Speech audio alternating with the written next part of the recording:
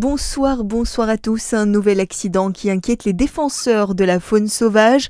Un lynx a été mortellement percuté par une voiture lundi dans le secteur du col de la Givrine dans le Jura. Une enquête a été ouverte pour faire la lumière sur les circonstances de cette collision. Selon le pôle Grand Prédateur, 15 lynx ont déjà été tués sur les routes françaises depuis le début de l'année. Les associations appellent les automobilistes à redoubler de vigilance. La chaleur continue de mettre les pompiers à rude épreuve. L'ensemble de nos départements sont placés en vigilance orange canicule avec une végétation très sèche et un risque d'incendie élevé. Plusieurs feux ont mobilisé les secours en Côte-d'Or et en Saône-et-Loire aujourd'hui. À Nuits-Saint-Georges, un feu de forêt a nécessité l'engagement d'une 50aine de pompiers. Des interventions ont aussi eu lieu à Roussé, Marisy et à Toulon-sur-Arroux en Saône-et-Loire où 3 hectares ont été parcourus par les flammes. Après les feux de végétation, les pompiers de Côte-d'Or sont aussi mobilisés sur un important incendie à Nuits-Saint-Georges.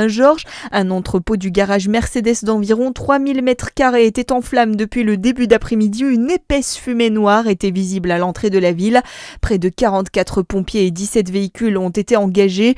Un périmètre de sécurité a été mis en place. La circulation était coupée sur la départementale 974 et aucune victime n'est signalée à ce stade.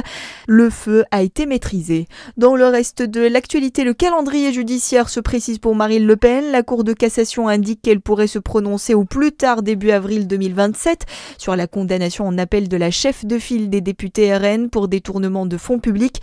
Un calendrier susceptible d'évoluer en fonction des facteurs procéduraux, explique la plus haute instance judiciaire. Cette décision de la Cour de cassation interviendrait juste avant le premier tour de l'élection présidentielle prévue le 18 avril. En attendant, Marine Le Pen est désormais candidate à la présidentielle. Elle s'est déplacée dans la Sarthe ce matin au sein d'un marché de la Flèche accompagnée de Jordan Bardella et elle a justifié son pourvoi en cassation. Écoutez. Je suis une citoyenne qui use de ses droits et par conséquent j'effectue un pourvoi car je suis innocente des faits qui me sont reprochés. Je saisis la Cour de cassation pour lui soumettre un problème juridique qui est un problème juridique extrêmement sérieux.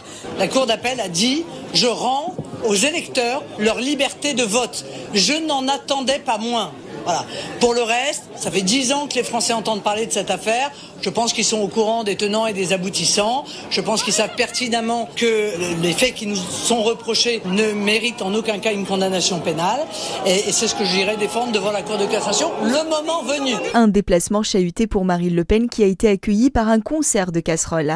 Et puis le foot, la Coupe du Monde. Mauvaise nouvelle pour l'équipe de France. La FIFA maintient le carton jaune de Michael Olise reçu contre le Paraguay. En cas de second carton jaune contre le Maroc demain en quart de finale, le Français serait suspendu pour une éventuelle demi-finale. Voilà pour l'actualité. À suivre votre météo sur Fréquence Plus.